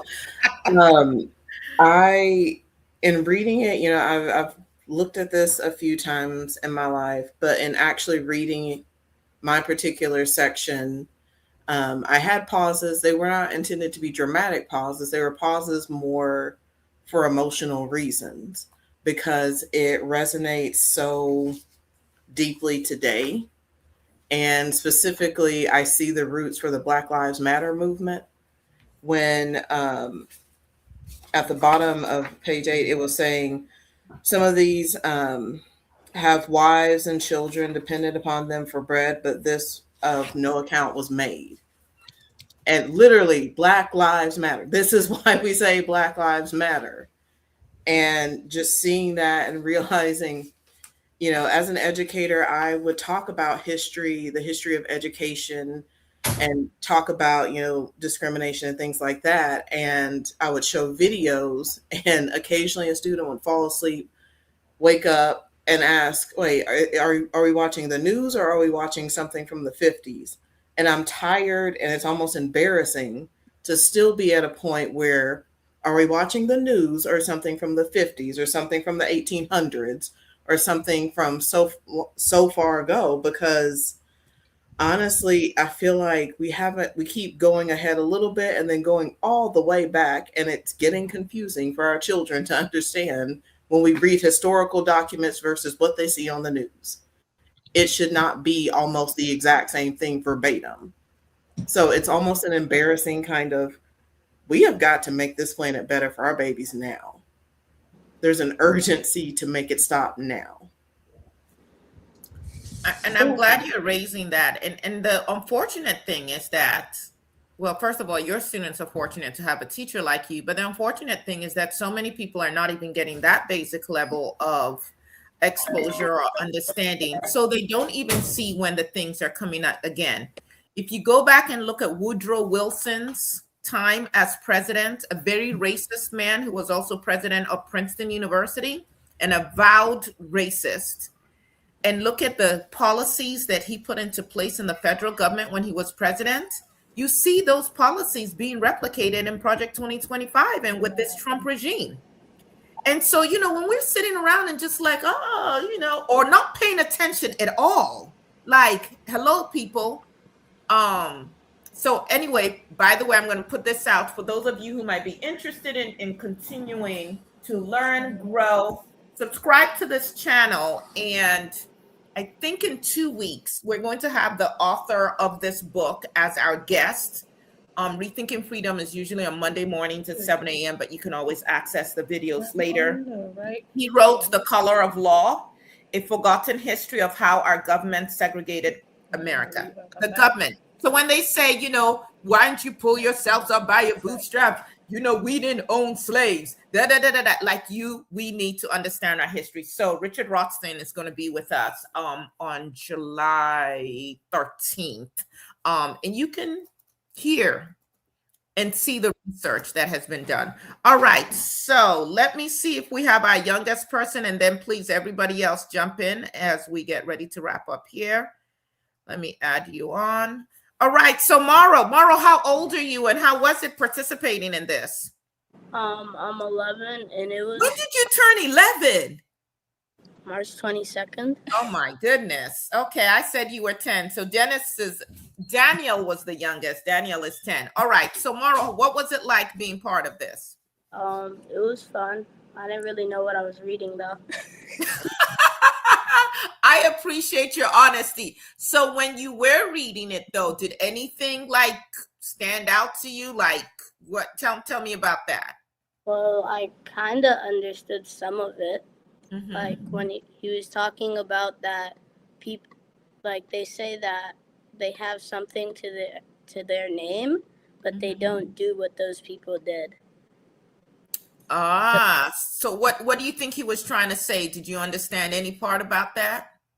That like if you're gonna boast about someone who's in your family or like is a relative who did something good, you have to do this good stuff that they did.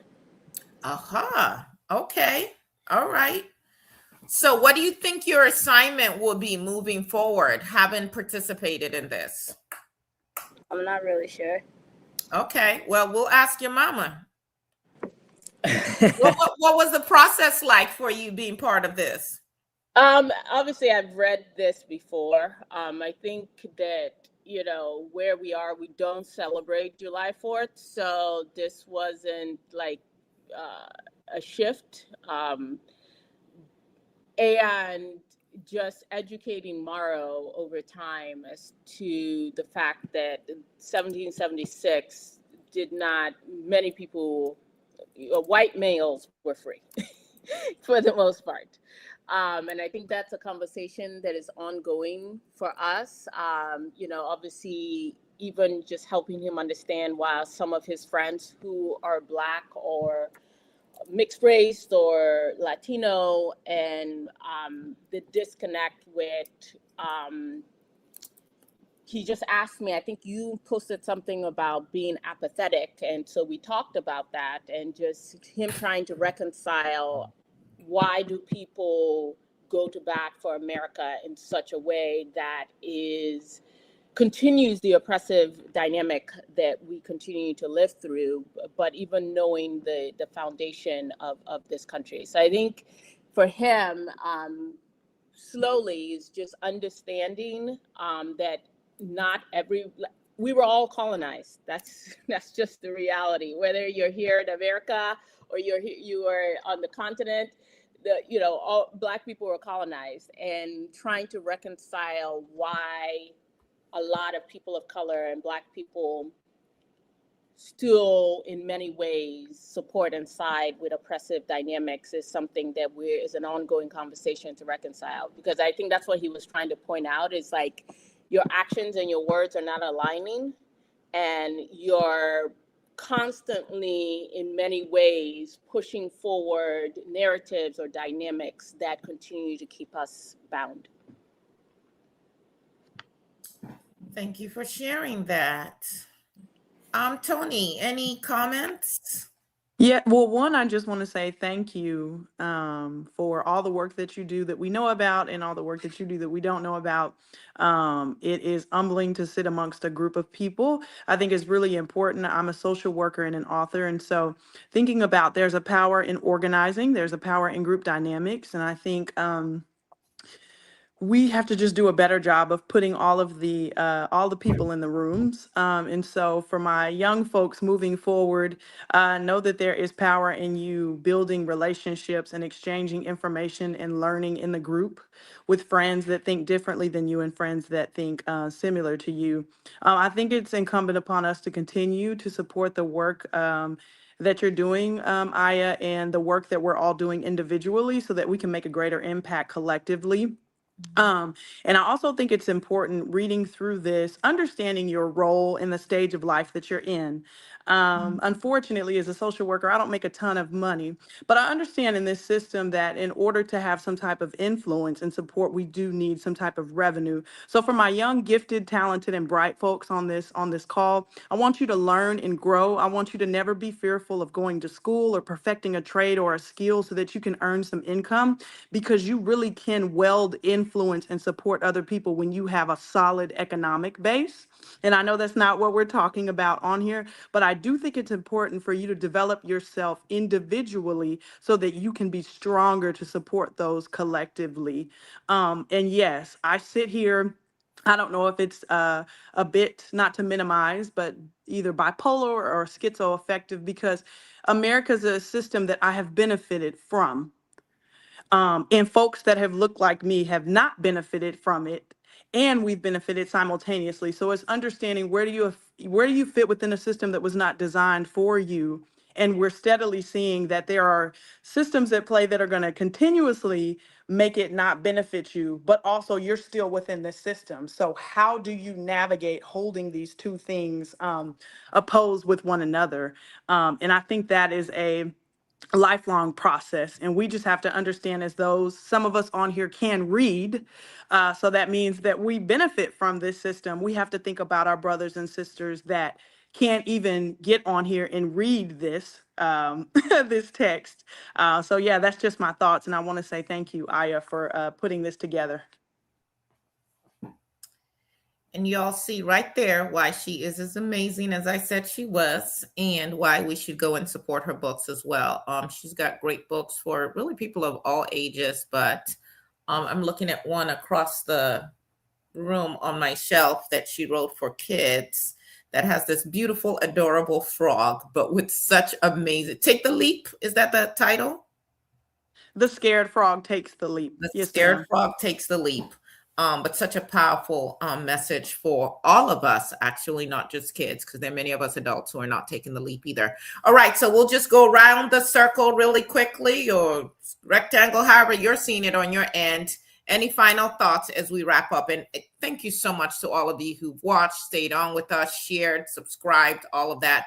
We're just doing the little bit we can do with the little bit we have. And if everyone does a little bit, we will absolutely create a country and a world that we want to live in. Because this anti-Blackness is not just in the United States of America, as we know. And it seems to be just like bearing fruit all across the world. So last comments from everybody. Yes, go ahead, Ms. Karen. I'm going to go really quickly because my battery's about to die. If you've been following the chat, and this is relevant, you see that there are those out there who will seek to distract you with their foolishness. And that is not to say they cannot be dangerous. However, the seed you water is the one that grows. So pay attention to where you give your attention and your time. In reading any words by anyone like Frederick Douglass and in his time, he literally had to watch over his shoulder for his life itself. We don't want to get to that point, but we're getting pretty close. So don't water that seed, but keep your head on a swivel. Awesome. Who's going next? What's so funny is I know all of these people and they're all talkers, so I'm not even sure what's going on here. Okay, Dr. Nanali, you're next.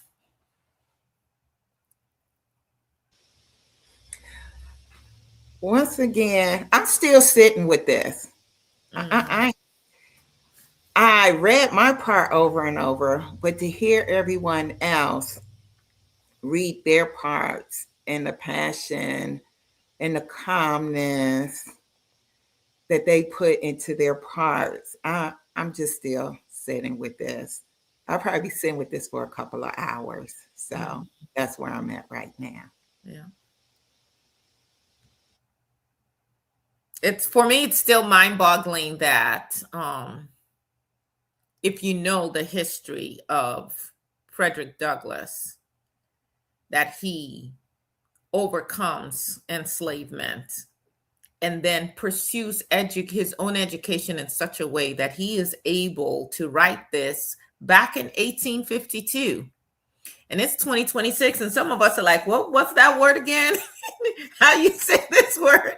You know, so just the importance of being literate, right? You know, and really engaging with words and understanding the power, which is why we just wanted people ages 8 through 30 to be a part of this. But so many people are out having fun. And so maybe if we had pre-recorded, we could have gotten more younger people. But even the adults, let me just call us out, parents. It was like, oh, well, they didn't want to do it. And I'm like, there is something about our young people engaging this information directly, not just listening. So even though Morrow is young and Daniel is young, they're not going to forget that they once read this. They're going to come back to it. They're going to understand it at a deeper level. It's going to change how they move through the world.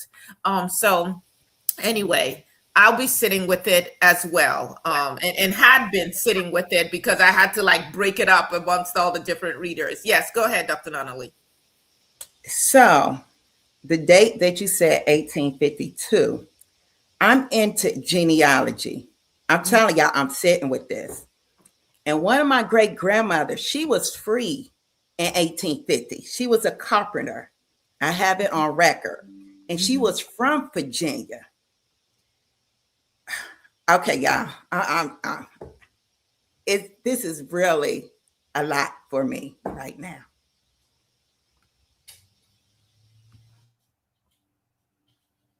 We're holding space for you. We're holding space for you. What I will say, and I think it's a Bernard Jones that said it in the chat, and I think it's also just very important to just what you said and what Ms. Shelton said as well, is that we are to move forward and we must do it through our children by decolonizing their minds with our true history. But it must be done generationally. And I think that is where I live right now, very consciously and intentionally, is as much as possible, because right now we're in a stage where everything is literally being whitewashed. And a lot of information, there are things I'm finding out at 46 that I'm like, whoa. So I think for me, the impact and just what I'm moving forward with this is to continue to do the work with my son, and make sure that not only, because we are Nigerians as well, not only does he know the Nigerian history, but he knows the African American history and the bringing together of that, and dispelling a lot of the division that has been seeded between Africans and African Americans for generations intentionally. So that's really, really where I'm living right now, is to just make sure that by the time he's my age, that he is rooted and grounded in the history and he's not shaken and distracted, like Ms. Arnett said. And thank you, Dr. Nonali. Whenever you want to come back in, we're here for you. Thank you for raising Bernard Jones, who we know as Babatunde in our community, and who was the founder, owner of a bookstore that was so impactful in our community for decades, called Under One Roof. And he's back in the community and everywhere in his 70s, and his schedule is busier than mine is, I would say, and that's saying a lot.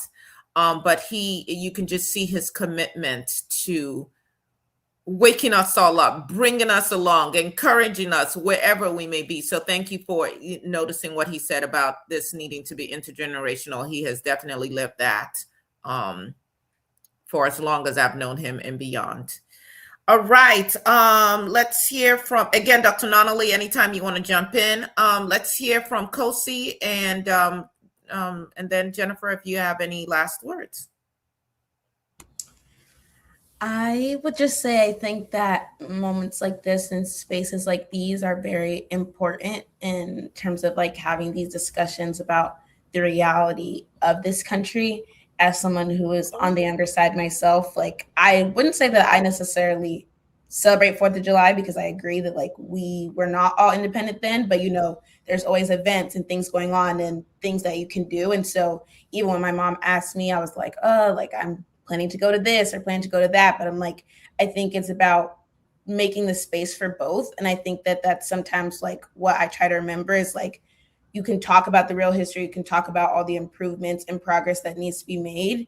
And you can also not celebrate certain things or, like it doesn't have to be always one or the other. But I think it's really important, especially on days like today, to start it off in that reality and grounding yourself before you let yourself get swept into all the fireworks and like, showing off kind of stuff. Yeah. Okay. And for you as an aspiring lawyer, what do you take, if anything, from Frederick Douglass, who really laid this out like he was in a court of law, really? I think I take out of it, which some of like you already talked about, but it really does matter who is making these laws and who is making these decisions, because it has the power and ramifications to do so much. Like I'm currently interning on the Hill, and you just see that like these certain people, like you said, Hill? Oh, on Capitol Hill. Sorry. But you just see that like these people get to make decisions that have the power to, like we talked about, define who is a citizen, define who gets to have rights. And the same way that they can make those laws, they can be taken away. And so everybody needs to be like a lot more active and involved and conscious of what's going on. All right. So really quickly, since I'm shouting out everybody else, I understand that you have a TikTok, something where you educate people or something like that. Do you want to share how people can follow you? It's not always educational, but more so just like sharing my journey in law school.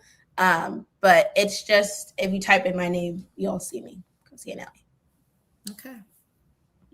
Well, whatever you're doing, I got a text message yesterday from a friend saying, "Oh, I saw your daughter's. It was recommended." And I was like, I don't have TikTok. I don't know what she's doing on there. I don't know. But she's my age and she was impressed by whatever that was. So kudos to you. All right. And Miss Lee. Hype Rock. So he and I did have a little conversation after I finished reading my part, because, you know, we do have to, it's almost like, since I'm no longer in the classroom, I'm frustrated on one end because I'm not in the classroom because of the culture that has become public education. And I am one of those teachers who absolutely, they are talking about, I am the dangerous teacher who will absolutely, and, you know, tell children about their rights, and they have the right to have an issue, speak up, say something, contact their elected officials. Their elected officials also represent them. They have a right to address those who represent them. So I am the dangerous teacher that they worry about. But at the same time, I do wish that there were more teachers with that mindset still in the classroom. But that's why we have to work so hard on educating our own children in our community and within our realms, so that they're almost like implants in their classrooms, and they will be the voice that challenges what's being taught to them. They'll loudly challenge and boldly challenge what's being, you know, spoken over them, and say, actually, no, that's not how that happened. Actually, no, that's not the history of my people. Actually, no, can we have a different conversation about this? And then also come home and let parents know what's being taught in the classrooms, because they can send home all the information and lesson plans that they want, but what's actually being said in the classroom sometimes varies greatly from what we might see on a printed lesson plan or school newsletter. And so raising children who know exactly who they are, where they come from, and our real history means that we have people in the classroom who can speak up and speak out in ways that a parent can't always do it, a teacher can't always do it. It's just, there's power in young people and their voices, because this is their world. We're just living in it at this point. And I've always had that mindset of, honestly, I'm just trying to make the path better. When you're talking about someone being a trailblazer, you're literally just someone who is cutting down all the weeds so everybody else can come behind and do the thing. Yeah. I'm just trying to cut down the weeds. Yeah. So everybody else can come on. Yeah. But that's why this is important, to put this in the hands of young people and help them understand what's happening as we're looking at the ooh and ah and over fireworks.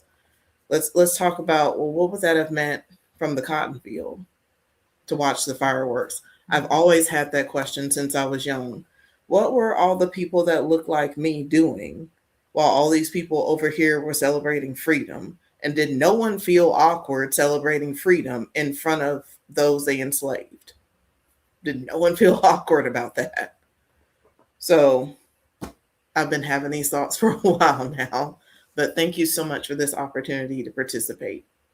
Thank you. And for this one to hear everybody's discussion. Thank you. Thank you. They may have hopefully, well, no, I wouldn't even blaspheme in this way. I know that there were certainly some who would have been like the Samuel L. Jackson character in Django, who were like, "We is free." No, you ain't free. But I think that, we know, it's documented that the larger numbers of us continue to fight, continue to agitate for our freedom in a variety of ways, including poisoning some of these racists. Okay, I'm going to stop there. Dr. Nonali, would you like to say anything else? No? All right. Well, I want to thank everyone again. Listen, this should not be a one and done. So maybe we make this a tradition. Maybe we start earlier and we don't do it on July 4th. We record our young people, reading smaller portions of this earlier so that we can get them engaged. Because again, I know the way I learn, it's one thing to hear, it's another thing to read, to digest, to try and process yourself. So if this is something that you would like to see more of, let us know.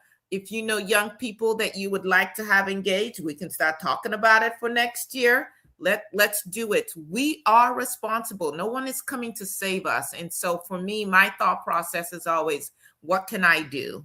And it may just impact one, or maybe it's just impacting me at this point. But still, what can I do? Because what I cannot do is fold my hands and pray and hope and put my faith in avowed racists to have any respect for my humanity. Well, thank you all. Thank you all. Please subscribe. Please share.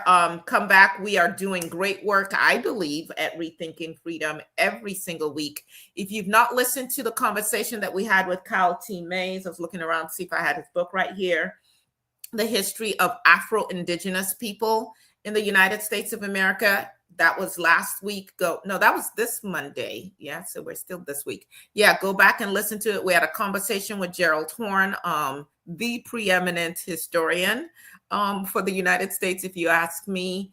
And we had Dr. Orozco talking about Mexican civil rights movement, Mexican-American civil rights movement. And sometimes we don't even think about that. And when we're talking about colored and white, like where did everybody else fall into play? I mean, when you think of the fact that when the United States of America was supposedly declaring its independence from England, that the owners, the indigenous people of this land weren't even part of that. They weren't quote unquote citizens, nor should they have necessarily wanted to be, but it's wild.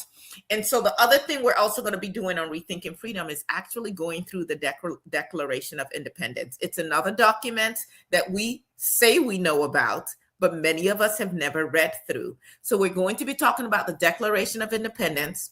We're going to be going through all three stanzas of the United States national anthem, which is why I don't stand for the anthem anymore. And if most of us knew what that third stanza says, you will sit your butt down too. We're going to talk about the pledge and when these things came into being, because these are all quote unquote symbols, elements of patriotism. But what is the definition of being a U.S. patriot? And what does that mean to you as someone who falls out of the scope of the people who they considered human? And by the way, white women, that includes you. All right, y'all. So we'll see you next time. Let's see. Tyranny says, oh, then thank you so much for joining too, Tyranny, and for being one of our readers. She says, I celebrate Tuskegee Founders Day, 1881.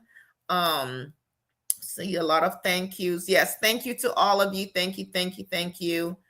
Awesome. So we'll see you out in these streets. Enjoy, be safe, and stay Black.